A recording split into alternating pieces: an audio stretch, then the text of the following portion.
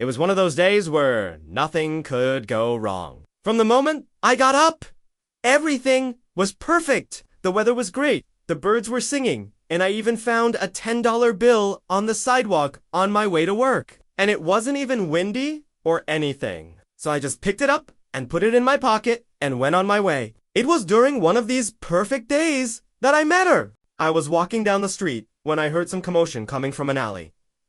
Curious, I decided to investigate. As I got closer, I could hear a small voice coming from inside. "Help me, please!" I stopped in my tracks. Could it be a cat stuck in a tree again? I've had that happen before. Just when I thought it was going to be another boring day, something amazing happened right in front of me. A cartoon girl came out of the alley and fell right in front of me. She looked like she had just jumped right out of a comic book. She had bright red hair with a white streak in it, big green eyes, and wore a blue dress with white gloves. But the most amazing thing about her was that she was moving like she was in one of those old cartoon movies. Like when she walked, she left these bright yellow footprints everywhere she stepped. Hello, she said timidly. "Are you real?" I asked, still in shock. I think so, she replied. "What are you doing here?" I asked, helping her up. I don't know, she said, looking down at her feet. "I just came out of the TV." I looked down and saw the $10 bill in my hand. It had a queen's face on it. Wait a minute. This cartoon girl came out of the TV. She looked up at me and said, "Do you have a TV at home?" I thought for a second. "Yeah, but how are we going to get you there?" I asked. "Well, I tried hitching a ride on the back of a truck, but they all went by too fast. And then I tried the bus, but the doors closed before I could get on. I guess I could try the subway," she said, looking down the tracks.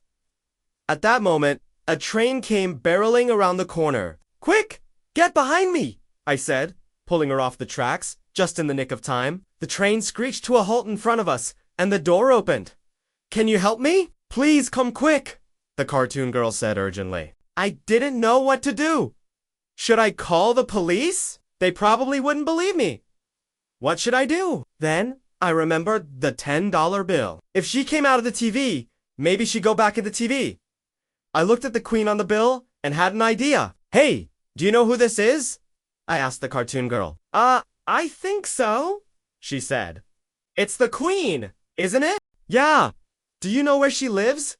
"Of course," she said. "She lives in the palace, doesn't she?" Then I knew exactly what to do. Taking the $10 bill out of my pocket, I showed it to her and said, "This is your ticket to the palace." Her eyes widened as she looked at the bill. "Oh, wow, really?" "Yep," I said. "Here we go." I started walking towards the subway, and she followed closely behind me. As we made our way to the station, I couldn't help but steal glances at her. She was unlike anyone I had ever seen before, and I couldn't wait to see what adventures awaited us in the palace. Little did I know that this was only the beginning of our story. The cartoon girl turned to me and said, "Thank you for helping me. How can I ever repay you?" "Don't worry about it," I replied with a smile. "I'm just glad you're safe." We reached the subway, and I bought her a ticket. As the train pulled away from the station, I knew I had just witnessed something truly magical. The cartoon girl had brought a bit of fantasy into my otherwise ordinary life, and I could unhelp but feel a sense of wonder and excitement about what the future might hold.